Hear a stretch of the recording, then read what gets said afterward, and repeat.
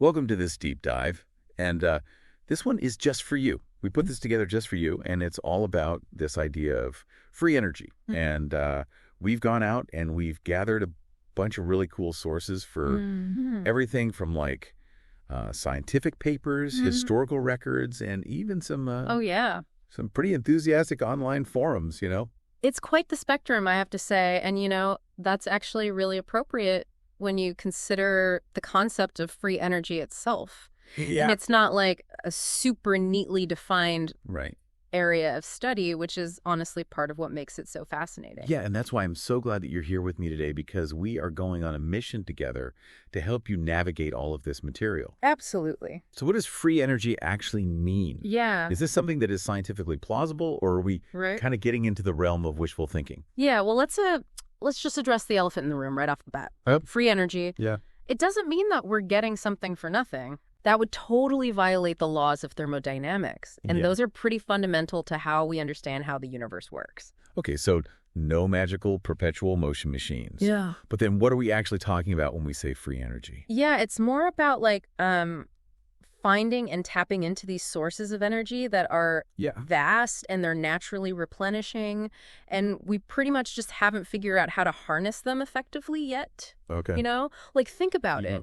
The sheer amount of energy that's just constantly hitting us from the sun, or the energy that's just like stored within the fabric of space itself. Yeah. It's wild. So it's not about breaking the laws of physics, but it's about finding these clever ways to utilize these energy sources that are already there all around us. That's exactly it. And, your sources actually, they talk about things like 0-point energy and radiant energy. So, for example, 0-point energy, that's like the minimum possible energy that a quantum system can have, even at a temperature of absolute zero. Wow. So like imagine this tiny little bit of energy that's always vibrating, even in what we think of as completely empty space. Yeah, that's mind-boggling. So even a seemingly empty vacuum could be teeming with all this potential energy. Yeah, and that's part of what makes this whole free energy idea so tantalizing. It challenges us to rethink like all of our assumptions about where energy comes from and how we could actually use it. Yeah, it really does make our current reliance on fossil fuels seem pretty limited. Oh, yeah, for sure. And that's why I think understanding the historical context of free energy is like so crucial here. Okay. Some really brilliant minds have thought about these concepts. Yeah. I mean, your sources even mention like Einstein and Tesla in this context. Yeah, those are names that everyone recognizes, even if you're not like a hardcore science person. Right. So what were their thoughts about free energy? Well, take Einstein's famous equation, E=mc². I mean, it suggests that even a small amount of mass can be converted into this huge amount of energy. And then Tesla, he was really obsessed with this idea of wireless power transmission. Yeah. And he thought there was actually a way to tap into the energy of the Earth itself. Wow. So these weren't just these fringe theories that were just kind of like thought up in someone's garage. No, not at all. These are some of the greatest scientific minds of all time that were considering this. It lends a lot of legitimacy to the field, don't you think? It really does. And it goes beyond individuals, too. Your sources talk about a 1989 free energy conference in Switzerland, showing that there's actually like a history of serious inquiry into these ideas. Okay, so this isn't just a bunch of backyard tinkerers then. Right. But did any of these researchers actually build anything that worked? Yeah. Did they make like a free energy device? Now that is the million-dollar question, isn't it? It is, yeah. And that's where we went into one of the most intriguing and honestly controversial cases in the field, and that is the Testodica machine. Okay, the Testodica machine. So now we're getting into the stuff that I really like. Okay. A machine that can supposedly generate free energy. Tell me more. Well, just imagine this. A device shrouded in mystery that can supposedly produce energy seemingly out of thin air. Wow. And your sources are really funny because they offer this mix of awe and skepticism and even like accusations of trickery. Oh, wow. So this is like a perfect setup for a scientific detective story. Oh, yeah. What do we actually know about this Testodica machine? Well, it was supposedly built by this really secretive Swiss group called Methernetha. Cool. And we actually have photos of it. But there's no clear explanation of how it actually works. Really? Yeah, some sources say that it uses electrostatic principles, maybe inspired by Tesla's work, but, right. The details are pretty murky. Wow. So we have visual evidence, but no blueprints, no scientific documentation. Yeah. It's a mystery. That's a pretty tantalizing mystery. I'm already like... I know, right? I want to go and research that. That's the great thing about this deep dive. Yeah. We're just giving you the stepping stones here. Right. But the exploration doesn't end when we're done here. Yeah. This is just the beginning of your journey. Okay, but before I go and get lost in all the testotica theories, I want to take a step back for a second, because some of the sources that I was looking at, they went beyond these human-made devices. Right. And they were looking at this concept of free energy, but in the natural world. That's a really important shift in perspective, I think, because it suggests that free energy might not be just about building some machine, you know? Okay. It could be about understanding the fundamental principles of how energy works in the universe. Gotcha. Yeah. So, for example, some of these sources we're talking about, like how the geometry of platonic solids could influence the flow of energy. Yeah, that's so cool. And that really piqued my interest, because I love design, architecture. Yeah, well, think about it. Think about Buckminster Fuller and his geodesic domes. Yeah. He was fascinated by those shapes because of their inherent strength and how efficient they are. Yeah, I see the connection there. Right. So it's both Fuller and these free energy proponents. They're both looking to these natural forms to see how energy works. It all comes back to nature. It does. And then there's also cymatics, the study of how sound vibrations can make these visible patterns, you know, and that hints at this idea that these unseen energies are shaping the world all around us. Oh, wow. They're constantly at work. It's like there's a whole symphony of energy happening around us that we're just completely oblivious to. Pretty much. What about plant growth? Like, where does that extra energy come from that allows a plant to grow bigger than what it's getting from just sunlight and water? That's a good question. And it's one that, honestly, I've never really considered before. Right. It seems like there's more to this whole energy thing than we really understand right now. Totally. So these are just some examples that show just how interconnected all of these free energy concepts are. It's not just about some gadget. Yeah. It's about understanding how energy shows up everywhere and, you know, in the natural world and in our inventions. So how do we go from these pretty mind-bending concepts to something a little more tangible? Are there any real-world examples of these free energy principles at work? Oh, yeah, absolutely. Your sources actually mention a few that might surprise you. Right. Like, for example, crystal radio sets. They can work without batteries. Yeah. They somehow draw energy from the environment around them.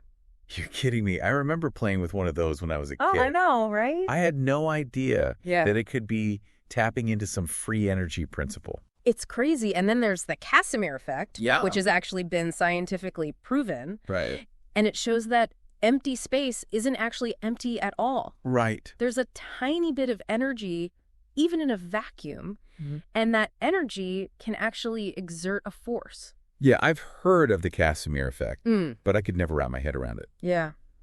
It's one of those things. But it sounds like it kind of supports this idea that free energy might have some basis in reality. It does. And here's another one that might surprise you. Okay. The Humble carburetor. The carburetor, the thing that mixes the fuel and air in an engine.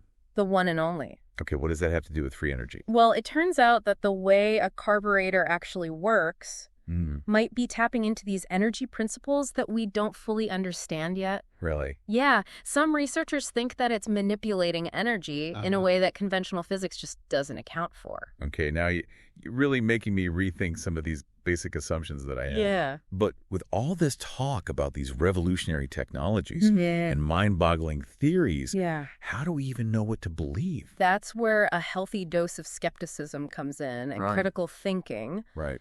It's so important, especially in this field, because it's often full of hype and misinformation. Yeah. And I think too, not all sources are created equal. No, definitely not. Some are a lot more scientifically rigorous than others. Right. Some authors are more credible than others. Exactly. So you really have to consider the source and look for evidence of repeatable experiments and peer-reviewed research, which is often lacking in this field. Right. I totally agree with that. I'm all about exploring new ideas. Yeah. But I also want to make sure that I'm being a discerning consumer of information. Right. I don't want to fall for any pseudoscience. Yeah, absolutely. That's a really wise approach. We have to be cautious, but we also can't be dismissive. There's still so much that we don't understand about the universe, and how energy works. Totally. It's about finding that balance between open-mindedness and critical evaluation. Yeah. I love it. Okay, so we've covered a lot of ground here. We talked about defining what free energy even is. We've explored some pretty wild theories and even examined some pretty everyday things that hint at some unconventional energy principles at play. That's right. And this is really just the beginning, Right. Your journey into the world of free energy, it's far from over. It is. Are you ready for a truly mind-bending thought to leave you with? Okay, hit me. One of your sources suggests a possible connection between free energy and consciousness. What if, our understanding of physics is just incomplete, and the mind actually plays a role in how energy manifests? Okay, now that is something that I'm going to have to think about. It's pretty wild, right? It's both fascinating and a little unsettling at the same time. It's definitely thought-provoking, and that's what leads us into the next phase of our exploration. Yeah. All right. That connection between free energy and consciousness is, it's really captivating. But before we go too deep into that rabbit hole, I want to go back to something that we talked about earlier, which is those historical attempts to create these free energy devices. Oh, yeah, those colorful tales of invention and intrigue. Yeah. It seems like that's the side of free energy that really captures your imagination. It really does. Yeah. I love a good story. Right. Especially one that involves, pushing the boundaries of what's considered possible. Right. And these inventors, even if some of them were a little eccentric, they are onto something, don't you think? Well, there's definitely been this persistent drive throughout history to try to find a way to tap into these unconventional energy sources. Yeah. And some of those stories, even if they're not all true, they're a testament to that human ingenuity and that desire to break free from limitations. Totally. So let's talk about some of these inventors. One name that I saw a lot was Joseph Papp. He claimed to have invented an engine that ran on noble gases. Joseph Papp, a figure shrouded in both acclaim and controversy. Your sources mention that he even showed his engine to the U.S. Navy. Right. But the exact details of what happened are still a little bit unclear. Yeah, it's like a puzzle trying to piece together the truth from all these different accounts. Yeah. Some people portray him as a visionary genius. Right. And then others suggest that he was more of a showman, maybe even a con man. That lack of clarity really adds to the intrigue, doesn't it? It really does. Was he a misunderstood genius, or was he just a really good illusionist? Right. It's a question that people are still debating even today. Yeah, and based on what I read, I'm kind of leaning toward the skeptic's view. Okay. But, I'm always open to being surprised. Sure. What about this other inventor, Robert Alexander? Okay. He supposedly created something called the Alexander battery. Ah, yes. Robert Alexander and his elusive invention. Yeah. The Alexander battery is described as a device that can take energy from the environment, potentially using what some call vacuum energy. Vacuum energy, is that related to zero-point energy, which we talked about before? It's very possible. Remember, a lot of these concepts are interconnected, and people use different names depending on who you talk to. Yeah. But the underlying principle is often the same. Right. Tapping into this sea of energy that we just don't fully get yet. Right. It's this fascinating idea. Yeah. But is there any real proof that the Alexander battery worked? Unfortunately, concrete evidence is hard to come by. Okay. They have these anecdotal accounts and testimonials. Right. But with a lot of free energy devices, there's just not a lot of independent verification or rigorous scientific testing. Okay, so another intriguing mystery to add to our list. Exactly. But, I think that's part of what makes this whole exploration so interesting. It's like being a detective, searching for clues. Totally. Trying to separate what's fact from fiction. And even if some of these specific inventions don't turn out to be anything, they still point to that human desire to find alternative sources of energy to break free from those constraints of traditional methods. It's like this underlying belief that there's a different way of doing things, a way that's more in harmony with nature and maybe even more aligned with our human potential. That's a really insightful observation. And that actually brings us to another interesting thing that your sources highlight. Okay. And that's the role of organizations and groups that have been involved in free energy research. Yeah, there were a few groups mentioned, like the one that caught my eye was the Causeway Research Institute. What were they all about? They seem to be a pretty enigmatic group wrapped up in a bit of secrecy. But from what I can gather, they were a group of researchers who thought that cosmic rays, those high-energy particles that are constantly hitting Earth from space, they thought that those could be harnessed as a source of usable energy. Harnessing cosmic rays, that sounds so ambitious, like really futuristic. It's a pretty bold idea. It is. You know, just think about the huge amount of energy in a cosmic ray shower. Right. If we could somehow capture and convert even a small part of that energy, it could totally revolutionize our energy infrastructure. Yeah, but that's a big if. Right. Did they actually ever have any breakthroughs, the Causeway Research Institute? That's hard to say for sure. Like a lot of groups in this field, they tended to work kind of secretly.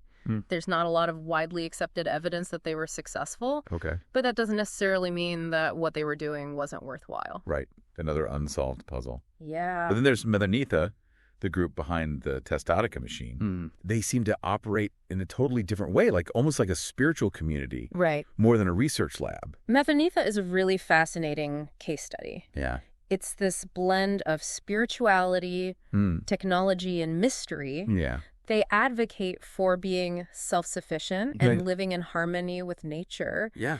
And their Testautica machine seems to be like a symbol of their whole philosophy. And they're not trying to sell their tech or become famous or rich. Right.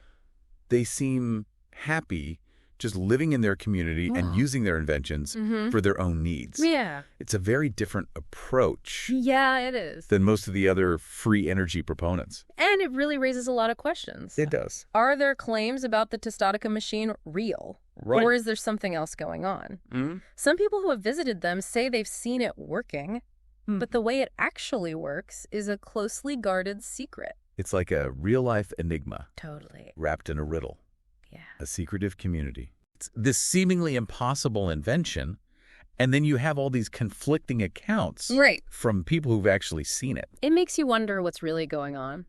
It really does. It definitely captures the imagination, and it speaks to that lasting allure of free energy, you know? Even when there's skepticism and not a lot of solid proof, the idea is still so captivating and inspiring that it drives people to search for these answers that go beyond the conventional. I totally agree. It's that blend of science and spirituality and mystery that just makes it so irresistible. Oh, yeah, for sure. I'm ready to dive headfirst into those Methanetha sources right now. But maybe we should save that for another time. Perhaps that's a good idea. Okay. There's a lot to unpack there. We don't want to rush through it. Okay, I agree. But before we move on from all these groups and organizations, there was one more that I was curious about. And it wasn't a research group. It was actually a government agency, the Rural Electrification Administration. The REA. That's an interesting one. They're mostly known for their work bringing electricity to rural America. Exactly. Which was a huge accomplishment in itself. Yeah, but some of my sources connected them to free energy research. Do you think there's any truth to that? It's really hard to say for certain. Okay. You know, your sources don't offer any concrete evidence that they were directly involved. Right. It's more of a suggestion, almost like a little hint. Right. That maybe their interests went beyond just conventional electrification. Yeah, it's interesting to think about, even if it's just a misunderstanding or a coincidence. Right. The idea that a government agency might have gotten involved with free energy research. Yeah. It definitely adds another layer of intrigue. It does, and it raises a really important question. If free energy is really as implausible as mainstream science often says it is, why would these organizations like the REA or even the U.S. Navy with Joseph Papp even consider these ideas? Yeah, that's a good point. Maybe they saw something, some potential that was worth exploring further. Or maybe it was just a response to public pressure and that growing fascination with alternative energy sources. It speaks to this bigger theme that we keep seeing. Yeah. Even if free energy hasn't been definitely proven, the fact that people are pursuing it challenges the way we think about energy. And it makes us wonder if there might be different solutions that we're just not seeing. It's like we're missing something. Yeah. That there might be a better way, a way that's more sustainable and more aligned with the natural world. It's a hopeful thought, isn't it? It is. And while we have to be skeptical, it's also important to be open-minded and explore those new possibilities. I agree. I'm all for critical thinking and scientific rigor. Yeah. But I also think that a lot of innovation comes from challenging conventional wisdom. Right. And going into uncharted territory. Well said. And speaking of going into the unconventional, yes, there's another fascinating part of this deep dive that I think you'll find really interesting. Okay. The intersection of free energy and consciousness. Oh, yes. We touched on that before with that mind-blowing thought about the mind influencing energy. I'm ready to go deeper now. Okay, excellent. Because your sources have some really intriguing hints about this connection. Okay. For example, there's something called the Hutchison effect. It's a series of really bizarre things that supposedly happened during this guy John Hutchison's experiments. What kind of things are we talking about? We're talking objects levitating, okay, metals fusing together without heat. What? Even materials just disintegrating. Hold on. Wait, levitating objects? Yeah. That sounds like something out of science fiction. It does, doesn't it? It does. And what makes the Hutchison effect even more interesting is the claim that it was influenced by consciousness, specifically the intention and mental state of the experimenter. So you're saying that this guy Hutchison could make things levitate with his mind. I need to know more. Well, unfortunately, the details are a little bit fuzzy. Okay. Hutchison himself is kind of an enigma, and there's not a clear scientific explanation for what he supposedly did. Okay. Some people think that it might involve manipulating electromagnetic fields. Yeah. But that alleged link to consciousness is still a big question mark. So another mystery wrapped in an enigma. Yay. But it's definitely a fascinating one, especially if it connects to this idea that consciousness might play a role in how energy works. Exactly. And this concept goes beyond just the Hutchison effect. Okay. Several of your sources explore this idea that consciousness itself could be like a fundamental force in the universe, one that interacts with energy in ways that we just don't get yet. Okay, now we're really venturing into some territory that is both exciting and a little bit scary. Yep. This idea that our minds could influence energy on such a basic level. Yeah. It's really mind-blowing. It is a profound concept and one that people have been thinking about for centuries. Wow. Philosophers and scientists. Yeah. It challenges how we understand reality itself, how everything is connected.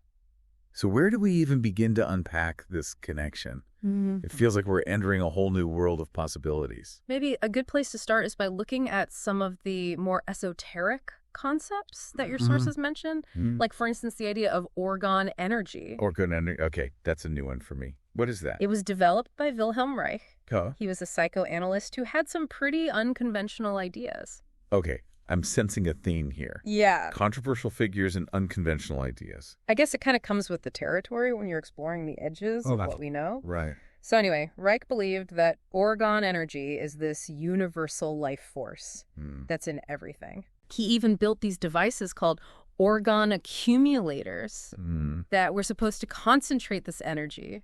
Orgone accumulators. I'm getting like those sci-fi movie vibes where things go wrong.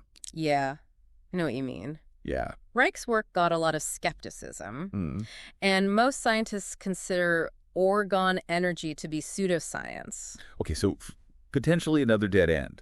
Possibly. But even if orgone energy turns out to be nothing, it still shows that there might be these unseen energies that could be influenced by consciousness, even if we don't know how. That's right. And that's what makes this whole exploration so captivating. Yeah. We're pushing the limits of what we know. Right. Challenging what we think is true and venturing into the unknown. Yeah, it's like putting together this puzzle where some of the pieces are missing. Yeah. And the picture keeps changing as we go. Right. But that's part of the thrill, isn't it? Absolutely. And maybe that's one of the big takeaways from this whole deep dive. The search for free energy, whether it's through experiments or exploring these esoteric ideas, it's a journey of discovery. It's a journey that challenges us to broaden our understanding of the universe and our place in it. Yeah, I totally agree. It's this mix of science and spirituality and mystery. Yeah. That makes it so hard to resist. I'm ready to dive into those Methernitha sources. But maybe we should save that for another time. Yeah, probably a good idea. Okay. There's a lot there. Right. We don't want to rush through it. Okay. Agreed. With all this talk about cosmic energies and all these mind-bending possibilities, it's easy to get really caught up in all the excitement of free energy. But I have to admit, a part of me still wants to go back to the basics a little bit, get back to those fundamental scientific principles. I think that's a good instinct, Yeah. It's important to remember that while we're exploring new things, Right. we shouldn't forget about those foundations. Exactly. And that's where some of the sources that I was looking at, the ones that take a more cautious or even skeptical approach, they come in because they really stress those bedrock laws of physics, right? Especially the laws of thermodynamics. They make a good point. The laws of thermodynamics are essential to how we understand energy and how it works. Right. They're all about the flow of heat, the efficiency of engines, right, and basically every energy transformation in the universe. Yeah. And as you said before, those laws pretty much rule out getting something for nothing. Exactly. No perpetual motion machines, no matter how clever you are. Right. So that kind of puts a damper on some of the more out there free energy claims. Yeah. But what about those sources that talk about using zero-point energy or vacuum energy? Right. Aren't those supposed to be these limitless energy sources that kind of defy those laws? No, not quite. It's important to remember that even though the idea of zero-point energy is a thing in physics, it doesn't mean that we can just use it like that. Okay. It's more of a theoretical idea that describes the lowest possible energy state of a quantum system. Gotcha. So even if there's all this energy just buzzing around in space, it doesn't mean we can just plug in and use it. Exactly. And that's where the skepticism comes in. Right.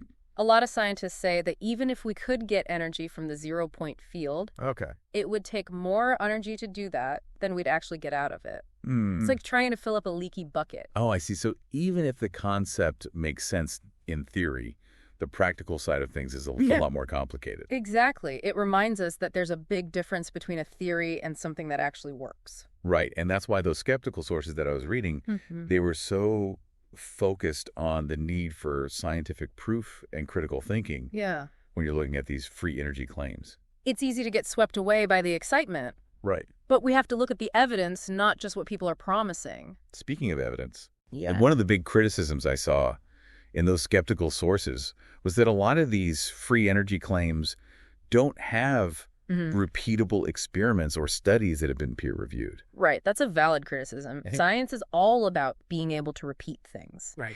If other researchers can't do the same experiment and get the same results, then it makes you wonder if those results are even real.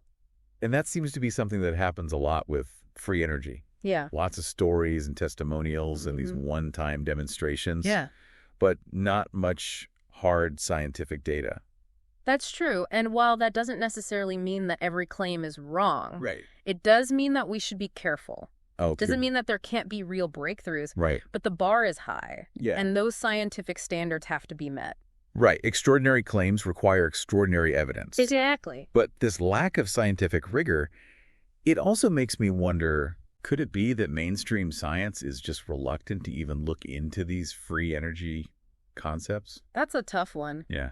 There's definitely a negative feeling towards free energy research in a lot of scientific circles. Right. Some scientists might not want to get involved because they're afraid of ruining their reputation or being made fun of by their colleagues. Yeah. It's a shame because if we really want to understand the full potential of energy, right, we need open-minded scientists who are willing to look into these unconventional ideas, even if they challenge what we think we know. I agree. Maybe the answer is changing how people see free energy research, moving away from those fringe theories and towards a more rigorous approach that's based on evidence.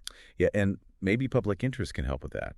The more people demand real scientific investigation, right, the more likely it is that respected researchers will feel okay about stepping up and exploring those areas.